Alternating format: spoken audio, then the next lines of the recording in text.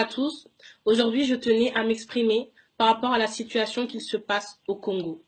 Parce que il faut dire que nous, les jeunes, qui avons une vision extérieure de ce qui se passe dans notre pays, nous nous sentons impuissants.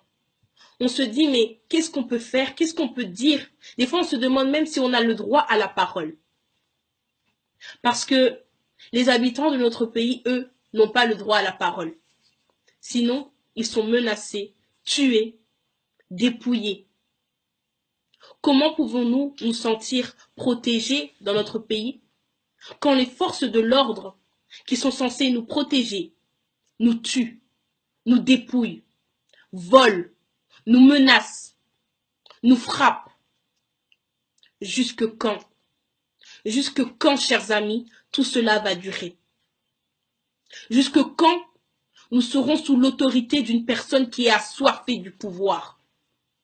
D'une personne qui est assoiffée du pouvoir sans se référer à comment son peuple vit. D'une personne qui est prêt à tout, jusqu'à voir le sang couler, jusqu'à tuer son peuple pour rester au pouvoir. Jusque quand? Trop, c'est trop. Aujourd'hui, je fais cette vidéo, c'est vrai, peut-être que ça ne va pas apporter grand-chose. Peut-être que ça ne va pas changer grand-chose. Mais je me dis que si j'ai la bouche de parler d'autre chose, j'ai la bouche aussi de parler de ce qui se passe dans mon pays. Vous savez, nous avons des grandes stars qui représentent notre pays. Nous avons des représentants de notre pays. Mais eux, parfois, ne prennent même pas la peine de s'exprimer par rapport à ce qui se passe dans notre pays. Alors moi, j'ai envie de le faire. J'ai envie de dire mon mot dans cette affaire. J'ai envie de dire ce que je ressens au plus profond de moi quand je vois les larmes de mon peuple. Trop, c'est trop. Le sang coule dans notre pays, sans cesse, à cause de l'acharnement du pouvoir. Nous avons un gouvernement qui tourne sa veste quand on lui met une liasse d'argent devant lui. Tant que chez eux tout va bien, tant qu'ils nourrissent leur famille à leur faim, et tant qu'ils se nourrissent à leur faim, eh bien en bas de ce jeu, ce qui se passe leur importe très peu. Vers qui allons-nous donc nous tourner? Vers qui allons-nous donc avoir confiance? Vous savez, mon pays s'appelle RDC, ce qui veut dire République démocratique du Congo. Aujourd'hui, je vis en Belgique. Je vis la démocratie. Mais mes frères et sœurs qui sont au Congo, dont notre pays s'appelle République démocratique du Congo, ne connaissent pas la démocratie. Pourquoi? Jusque quand? Pourquoi ce que moi je vis ici, mes frères et sœurs n'ont pas le droit de le vivre?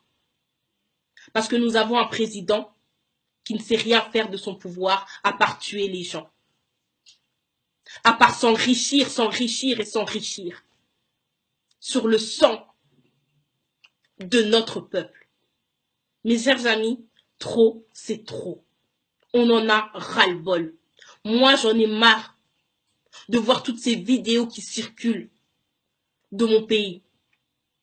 Vous savez, les pays étrangers qui voient ce qui se passe dans notre pays, qui ont connaissance des faits déplorables qui se passent dans notre pays, ne font rien. Ils ont plutôt la main légère quand il faut faire des accords sombres avec le président. Ils ont plutôt la main légère quand il faut voler les richesses du pays. Mais ils ont la main faible et lourde, ainsi que la voix encore plus faible, quand il faut parler de la situation déplorable qui se passe en RDC. Pourquoi? Pourquoi? Mais c'est pas grave. Nous l'avons bien compris, c'est notre propre combat. Nous l'avons bien compris, personne ne pourra mieux nous aider qu'apparemment nous-mêmes. Mais il faut que le peuple se lève. Il faut que le peuple n'ait pas toujours peur de cette dictature. Trop, c'est trop. Est-ce que vous trouvez ça normal qu'un président coupe l'Internet ainsi que tout réseau pour que le peuple ne puisse pas s'exprimer, pour que le peuple ne puisse pas montrer aux autres ce qui se passe à l'heure actuelle en RDC? Où est la liberté d'expression? Où est la liberté d'expression de notre pays, de notre peuple? Pourquoi n'ont-ils pas le droit de s'exprimer sans avoir peur de se faire tuer, de se faire frapper, violenter de n'importe quelle manière? Nous avons des grands pasteurs dans notre pays qui sont sous l'emprise aussi du pouvoir et de l'argent, qui engrainent le peuple par leurs sottises, mais qui, eux, se font de l'argent. Mais ceux qui viennent dans leur assemblée, eux, restent et sont toujours pauvres. Jusque quand? Nous avons le gouvernement,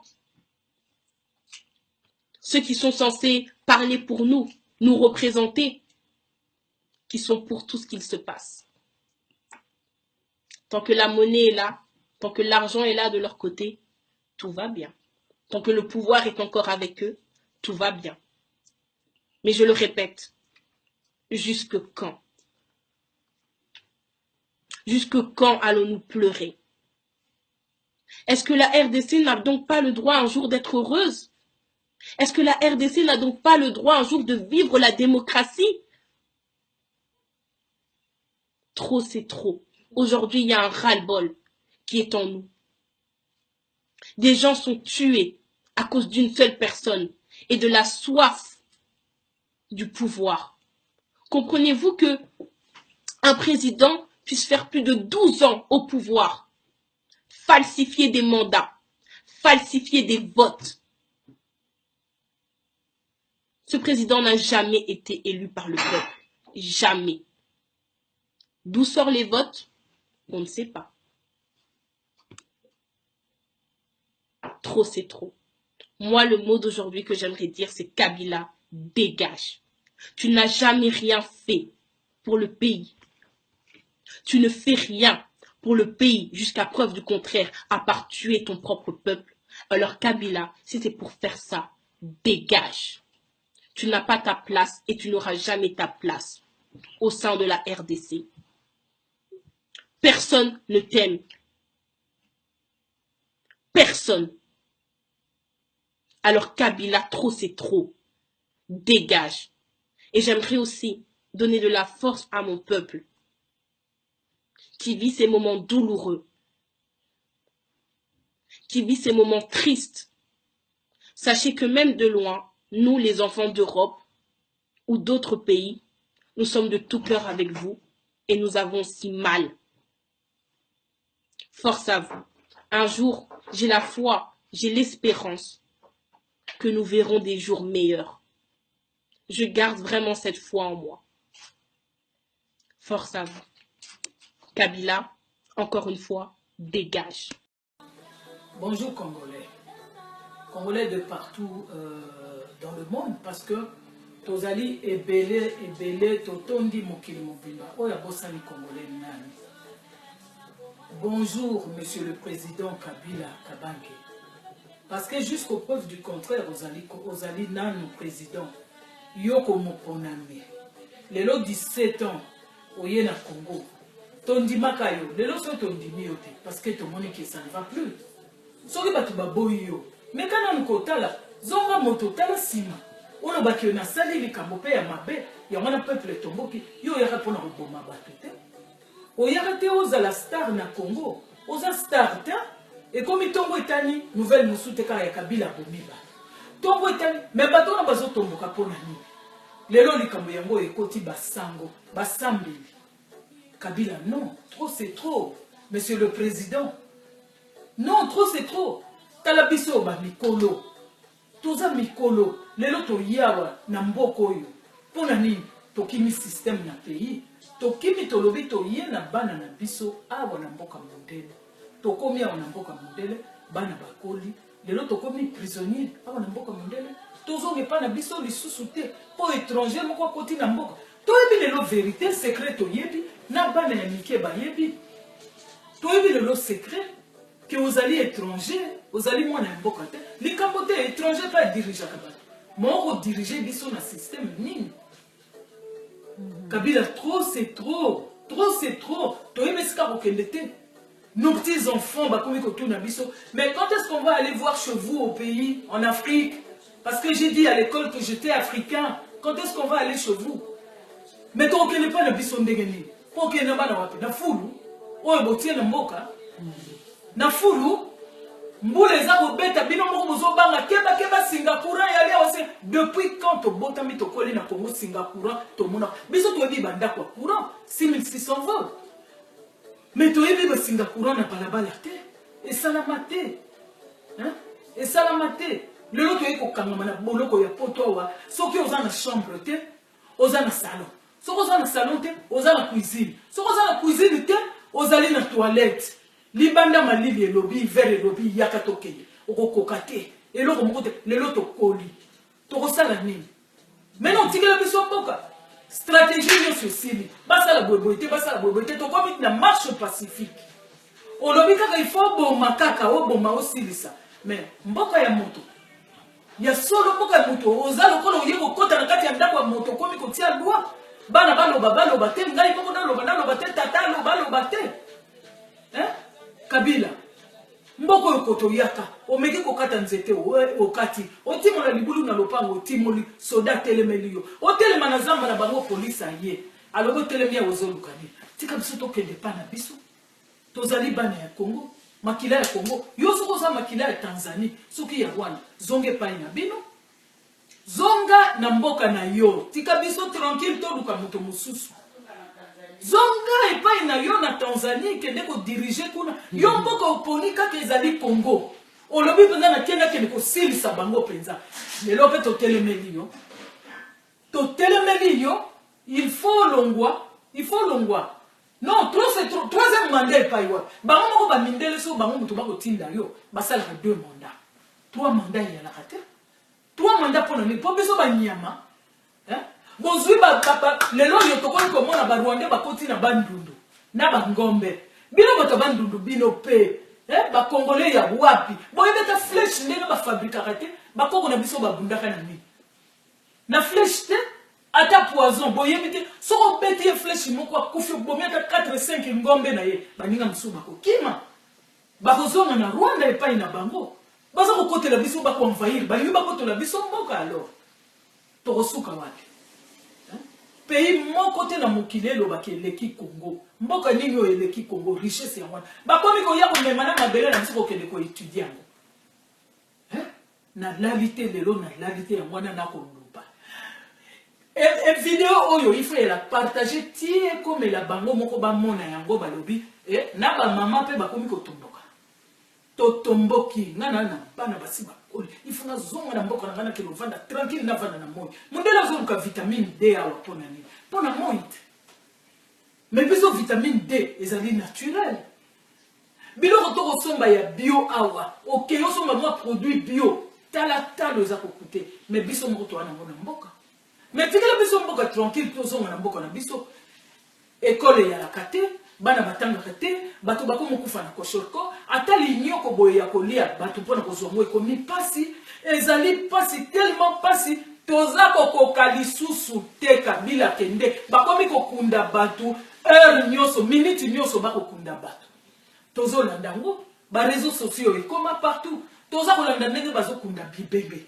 Kisi ya la kate na mama ye mo wana kutu mama ye mo se kufa toilette ya la kate et loko moko te to kolanda de près le passeport le plus cher les Congo, le visa le plus cher les Congo na biso démocratique les awa boko biko bomba bana boko bokangi bana mibali lobi ya boko mo loba ba rebelle te batu bazo revendiquer ba droit na bango hein. Na ba catholique na ba protestant ba simbi ba chapelet bobotoli ba chapelet bolobio baza ba rebelle te bazo revendiquer ba droit na bango bazo senga oyo eza na posa na bango basala kate ba classe élite ba communion so mabe Rwanda tondi na mboka zui poste nyonso mais yoko personne ata Mobutu ngwa bomaki mboka même Mobutu azalaki pe na mawa na peuple na ye Mobutu alaki na mawa na peuple na ye hein.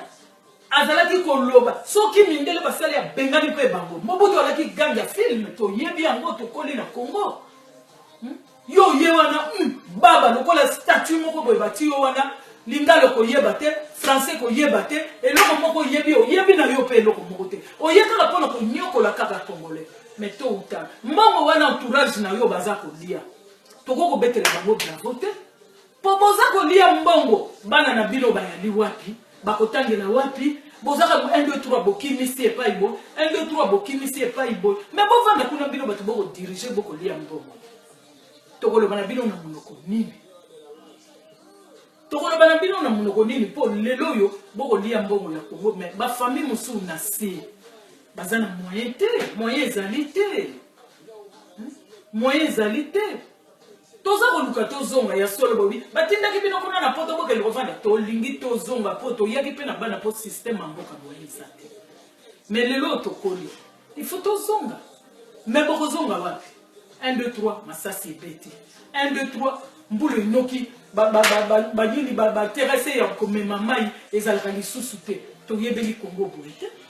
Totami na Congo. Ngana botami na Kisasa na hôpital congolais. Na mona Kisasa na koli na Kisasa. Toko kende wapi tozali tala ebele totondi to vandi paipo. Sikela biso mboka. Mutu no sozo lukandenge ni nazo mboka memoye yalite yo nganzambi na mboka bato. Non, eza mboka na yote. Toyebi vérité. Eloko ezo boma Congo na biso ezali po tozana bozwi bomengo yali. Makasi na Congo. Ya mwana momento sa tala ndenge na lateli. Oyo ezali bilambo moto akolela ndala avanda na se ba mama botika kolela tango zo kolela devant ennemi amoni yo penza ozali sans arme à côté lui yo penza abomi yo totika kolela kota na kati ya chambre kanga porte na yo belela nzambe na yo kolela libanda ta za mona lobi baza faible baza kolela ezali malamu ya solo mais quelque part pe ezali pe malamu te. Oza kolela boye batu nyoso baza komona Kabila lobi ya bakos na kosuki sande bango na kolela wana bakola et puis bino ba pasteur ami yibi obokoti na Congo to yebi bino pasteur ami yibi bo panzani mikili mobimba boyo baza na poto boza ko sala nini yao bozo na Congo bokeli ko sambela po batu baza kokufa bana baza ko yeba te basala soki ndenge nini droit de l'homme ezalite bokeli ko sambela kuna bolingo sambela wana kati ya mboko eponani. Po mundela za ko assister batu makasi. Bozonga. Tosi tonye bibino ba pasteur a lokuta bote ya makamba lokuta bokabola ba famille, bolobi ba famille eza bazana ndoki, bokabola bana na ba mama, bokabola ba tata na ba famille, bokaboli biso, bref bokaboli biso. Tolingite. Toye ko kamba na mboka mbele.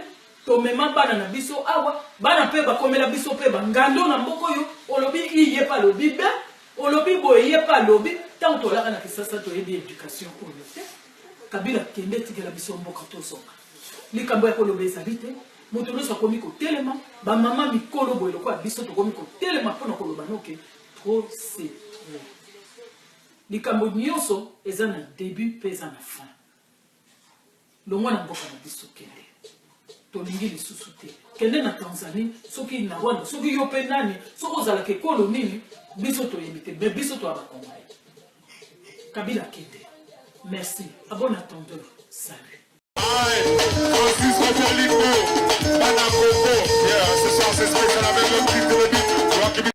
parce que on tira toujours le meilleur numéro 1 balobaka mwana mama boda sans doute pas na yete parce que bolingo merci vraiment papa asepeli makasi eza pasi kozanga Francisco Bolingo eza pasi yango bolingo tikala kaka umela Francisco Bolingo mema biso likolo toleka Francisco plus que Bolingo umela soki boboy bosali mokili na bino à suivre. Francisco Bolingo bana Congo ce soir c'est spécial avec le clip de beat rock beat de la musique si check ça il y avait des gens de l'école sur cette photo que nous posons on peut les décaler chinois décaler chinois décaler chinois décaler chinois décaler chinois si compté check ça Francisco Bolingo non pas l'idée tout il faut que maintenant que tout le monde a pas voulu combien c'est si que tout